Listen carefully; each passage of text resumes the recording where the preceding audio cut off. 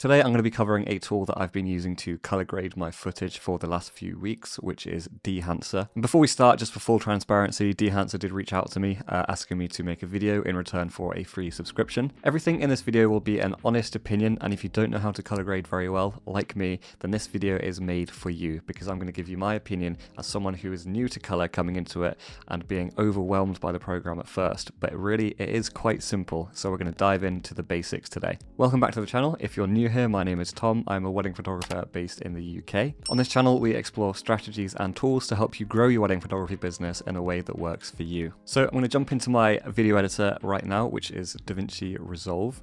And what we're going to do is go into the coloring tab and scroll all the way to the bottom. You find the Dehancer Pro plugin down here. So first of all, I'm just going to hit Option S to create a new node. Now, if you don't know what a node is, it's essentially a layer for color editing. So everything you do to this node won't affect the original node. And you'll see why that's really important later, because what we're going to do with this one is we're going to drag the film emulator onto it, and that brings up our effects tab. So the first thing you are going to want to do is find your camera. So I've downloaded a bit of footage here from the Blackmagic website. So I'm going to find the Blackmagic camera. So you want to go down to the bottom and press choose camera. Find your vendor. So that's Blackmagic for me, or usually Sony, but today I'll be using a Blackmagic clip for the purposes of this demonstration. The camera itself was a cinema camera, 6K, 6K. And I believe it was in 3200. So one thing that Dehancer does that I don't necessarily like, but I understand why they do it, is they have a lot of things ticked by default. A lot of things on here are enabled. So what you're seeing now is, to be honest, a fairly well color graded clip because it's all the defaults. But we're going to go through each thing here of all these settings, because when I looked at it, when I opened it for the first time, my worry was, this is a lot of settings, but everything in here is pretty useful, bar, in my opinion, a few things, and it all makes sense. It's just very customizable, and if you are asking the question, should I use Dehancer or should I just use a LUT? And these settings are all the reasons that you should use Dehancer over a LUT. If you are a lazy color grader like I have always been, then maybe a LUT might be more for you. But honestly, after using Dehancer for a few weeks now, I can really see the benefits of using a program like this. So let's start by going through everything. So the first tab is the film tab. Now this is one of the more important ones because it is the film stock that you're going to emulate. The film that I use to photograph with is Kodak Gold, so that would be this one here. But I prefer for film the look of Kodak Portrait 800, so I'm going to go ahead and click on that one and leave it enabled. Now, Film Developer is essentially your contrast, gamma, and saturation tools. So Contrast Boost will obviously let me enable it, sorry. Contrast Boost will boost your contrast. And Color Boost down here is your saturation levels. So if you go higher, it's getting a lot more colorful, and lower again, it desaturates it. So I'm going to leave that in the middle because I already like how it looks, and leave that enabled. What film compression does is it recovers your highlights. So if you enable it here, you can see the difference in the highlights. If you bring the impact up, it brings the highlights down. And if you bring the impact down, it will bring the highlights back up. I always leave expand off, so I'm going to go straight down to print. And this is one of the main selling points for Dehancer, in my opinion. So what you can do with print is come down here and select 3513 Fujifilm, and what that'll do is make it a lot more stylized and a lot more blue. You can also opt for Kodak 2383, and that'll make it a little bit more contrasty, a bit more punchy. And also, if you want to go for the more desaturated route, then you can go for Kodak Glossy Paper. I've never used Cine on Film Log. I don't know when you would use this one, to be honest, so I'm just going to leave it on Fujifilm 3513 because it's my favorite one. I'll show you what it looks like without it and with it. So just a lot more contrasty. It looks really cool with the blue of the sea there. So the developer, compression and print tabs that I've just shown you are only available in the Dehancer Pro package, which is the package that I'm showing you today. There are two different options. You get Dehancer Lite and Dehancer Pro, and we'll go over the pricing at the end, but to be honest, in my opinion, Pro is the only one worth going for, just because of these tabs that I've shown you. So let's go on down to color head, and what this does is give you more control over the colors that are in your image. So usually what I'll do is I'll drag this yellow-blue slider down a bit. So if you go more towards yellow, it'll look a little bit warmer, whereas if you go towards the blue side, it'll be a lot cooler. So I always have opted for warmer colors. So to me, that's a really nice blue, more turquoisey. Magenta green, to be honest, I would slide it a little tiny bit to the right just to bring in a little bit more green. Again, the tones down here, this will just make the tones in your shadows, midtones and highlights either warmer or cooler. Shadows I tend to make a little bit warmer, so if you bring it to the right, just bring a little bit more warmer shadows in, and I'll leave the midtones and highlights. Film grain, I know a lot of people turn this off, and honestly, I really like post-process grain. Sue me, it just looks really nice in my opinion. I know it's not authentic, it's not true to the image, but neither is using a film emulator, so I'm going to leave that enabled.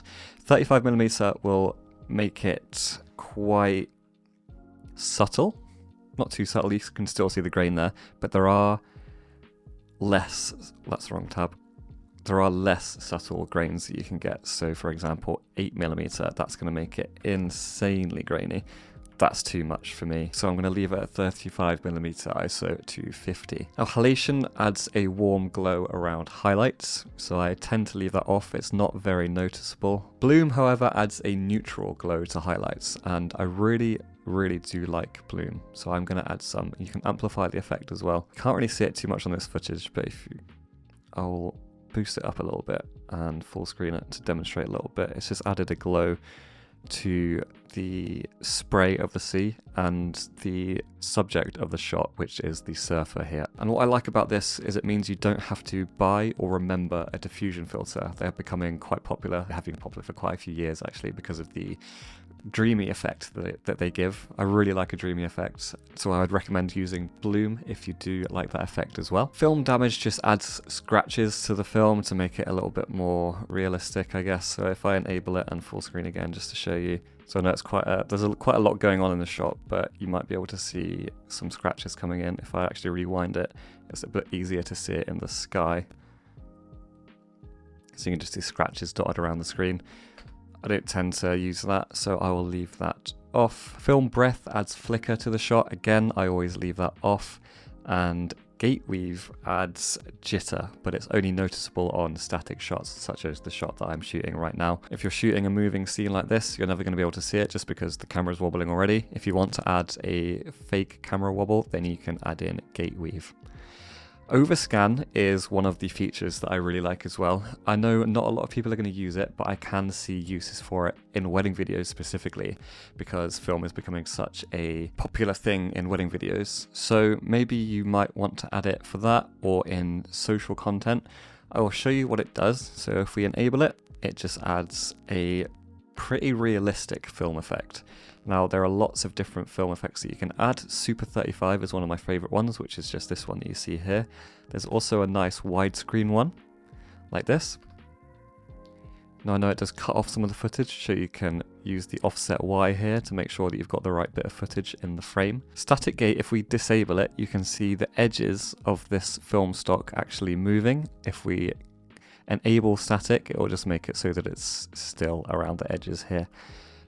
And I'll just go through all of the overscans just so you can see the different ones. So we've got a super widescreen one here, Ultra Panavision, we've got Super 35, Ultra 16, Super 16, Standard 16, and Super 8.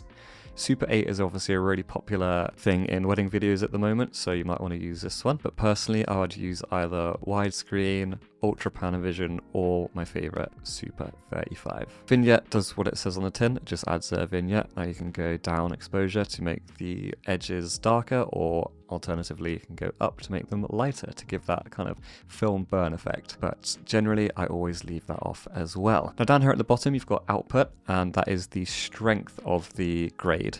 So if you bring it down, it goes back to what the original shot looks like, and this is our grade now. You can also export the settings that you've got into a LUT, so you can just get this look every time. However, if you hover over it, it does say that it does everything except grain, bloom, halation, and vignette. And I have used grain and bloom, so I can always export this LUT, pop it on, and then add grain and bloom later.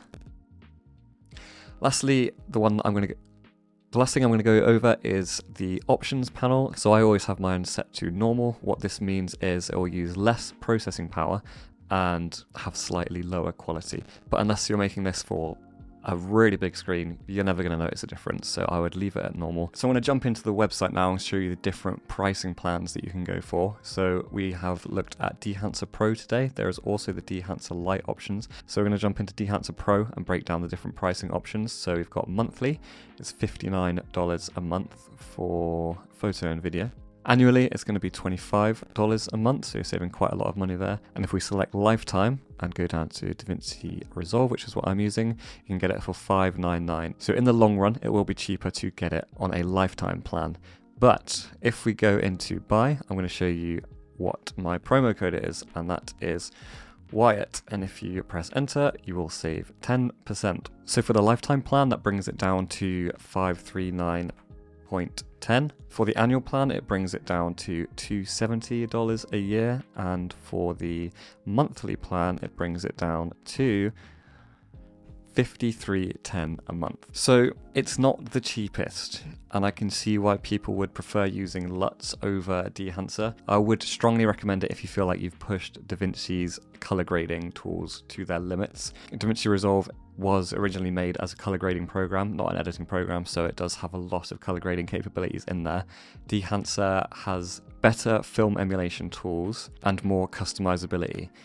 So I appreciate it's not cheap and it's not going to be for everyone, but like I said, this is a completely honest review. For me, if I wasn't getting a free subscription, I would probably still purchase it when the time was right. So probably not right now. I don't have a massive amount of disposable income at the end of wedding season, but I really can see the benefits in using Dehancer, and I will be using it going forward with the subscription that they've given me. One thing I really like about Dehancer as well is you don't have to be a professional colorist to understand its program. You have a lot of control as an amateur colorist over the color, and it really got me thinking about the colors that I use for once.